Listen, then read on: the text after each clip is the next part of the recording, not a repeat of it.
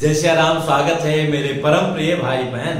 श्राद्ध की जो विशिष्ट विधि है, पार्वण श्राद्ध इत्यादि अगर हम नहीं कर पाते हैं, केवल ब्राह्मण भोजन ही कराते हैं, उससे भी हमारी श्राद्ध की पूरी जो है पूर्ति हो जाती है, पितरों की संतुष्टि हो जाती है। ऐसा हमें अथर्ववेद में प्रमाण प्राप्त होता है, मिला है, जो मैं आपको बता रहा हूं। और यही कारण है कि समाज में कई जगह केवल ब्राह्मण भोजन कराया जाता है, पर उत्तम यही होता है हम पार्वण श्राद्ध करें, उसके बाद में ब्राह्मण भोजन कराएं। श्राद्ध के पहले हम जैसे नित्य तर्पण करते हैं, मतलब जल देते हैं, वैसे देना चाहिए।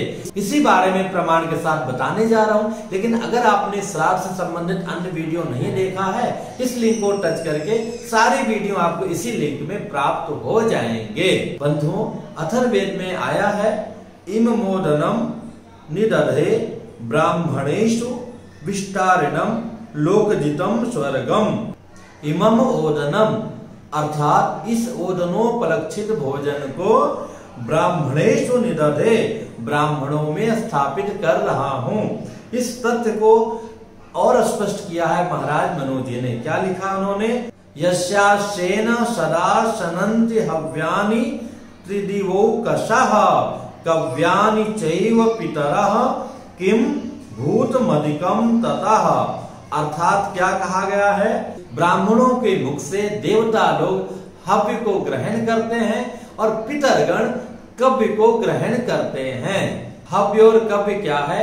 जो देवताओं को निमित्त ब्राह्मण भोजन कराया जाता है वो हव्य हो गया, और जो पितरों के निमित्त कराया जाता है वो कव्य हो गया। पितरों के लिए लिखा गया है कि अपने कर्मानुसार अंतरिक्ष में ये वायवीय शरीर धारण करके रहते हैं। श्राद्ध काल मतलब पितृपक्ष आ गया, ये सुन करके ये लोग तृप्त हो जाते हैं, प्रसन्न हो जाते हैं। लगभग उसी तरह जैसे स्कूलों में बच्चे रिसेस की घंटी सुन करके खुश हो जाते हैं। ये मनोजो होते हैं, अर्थात मन की गति से इनका आना जाना होता है, इतने फास्ट होते हैं। ये स्मरण मात्र से ही श्राद्ध काल में आ जाते हैं, ब्राह्मणों के साथ बैठ करके अच्छी तरह भोजन ग्रहण करते हैं। चूंकि ये वायवीय शरीर इनका होता है, इसलिए इन आंखों से हमें दिखाई नहीं देता है। इसलिए कई बार रातों में आप सुनते होंगे अचानक कुत्ते बहुत भौंक रहे हैं। कुत्तों की दृष्टि में वो शक्ति है कि वायु जो सूक्ष्म से सूक्ष्म है उसको भी वो देख लेते हैं, इसलिए वो भौंकते रहते हैं। हमें आपको लगता है कुत्ते क्यों भौंक रहे हैं, पर ये जो कुत्ते शोर मचाते हैं वस्तुतः वो जो प्रेत योनि को प्राप्त हुए हैं उन पितरों को देख करके अथवा उन स्वरूपों को देख करके। तिर इव वै पितरो मनुष्येभ्यः, ये इतने सूक्ष्म स्वरूप वाले होते हैं कि जब आपके यहाँ निमंत्रण खाने के लिए ब्राह्मण प्रस्थान करते हैं तो उन्हीं के साथ जय जय सियाराम आ जाते हैं और पूरा ग्रहण करते हैं। ये सूक्ष्म शरीर धारी होते हैं, इसलिए हमको आपको दिखाई नहीं पड़ते हैं। इसलिए जब हमारे घर में विप्र आते हैं, उनको हम भोजन कराते हैं तो उनका चरण धोते हैं, पाद प्रक्षालन करते हैं, टीका लगाते हैं। वस्तुतः कहीं ना कहीं कई बात उन्हीं के स्वरूप में वो समा जाते हैं, तो अपने पितरों की ही वो पूजा और सेवा कर रहे होते हैं। इसलिए विशेष करके श्राद्ध पक्ष में ब्राह्मणों का चरण प्रक्षालन, टीका लगाने की प्रथा अपने यहाँ विद्यमान है। उसका कारण ये है कि वो ब्राह्मण नहीं है, वो साक्षात हमारे पितर स्वरूप वहां पर पधारे हैं। वैसे ही श्रद्धा रखनी चाहिए। भले ही उस दिन भोजन करने वाला कोई आपका मित्र ब्राह्मण आया है अथवा आपका कोई रिलेटिव आचार्य है, तो वहां पर भी हमें अपने पितरों की भावना रखनी चाहिए। ये भावना का दर्शन मारवाड़ी परिवारों में विशेष रूप से देखने को मिलता है। पर जो ब्राह्मण भोजन करने आए तो ऐसा नहीं उनके सामने आप बैठे रहें, परोस करके थोड़ा अलग हो जाइए। हो सकता है आपका बनाया हुआ उन्हें अच्छा भी लग रहा हो, पर आप पूरे घर भर सामने खड़े रहेंगे जय जय सियाराम, वो ब्राह्मण क्या कोई भी आम व्यक्ति उस प्रकार का भोजन ग्रहण नहीं कर पाएगा। मृत्यु के पश्चात पितर सूक्ष्म शरीर वाले बन जाते हैं, इसलिए उनको कोई आते जाते देख नहीं पाता है।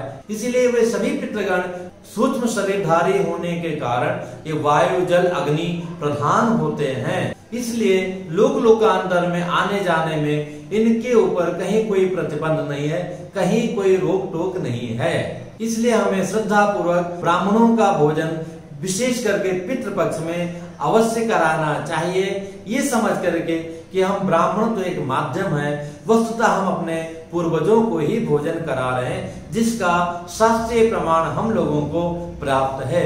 बंधुओं, मैं लगभग हर वीडियो में निवेदन कर चुका हूं कि होटलों में हमें अपने पितरों के निमित्त ब्राह्मण को भोजन नहीं कराना चाहिए, ना होटलों से मंगा के कराना चाहिए, स्वयं शुद्ध घर में बना करके भोजन कराना चाहिए।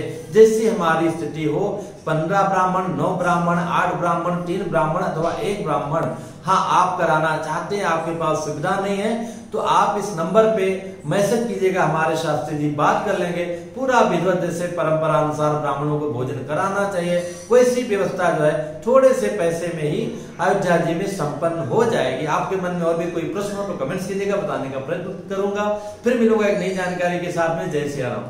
ओम शिव शंकर बम भोले भोले, शिव शंकर बम भोले, ओम शिव शंकर बम भोले भोले, ओम शिव शंकर बम भोले।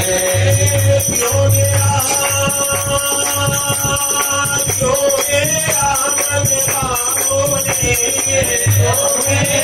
मनवा बोले,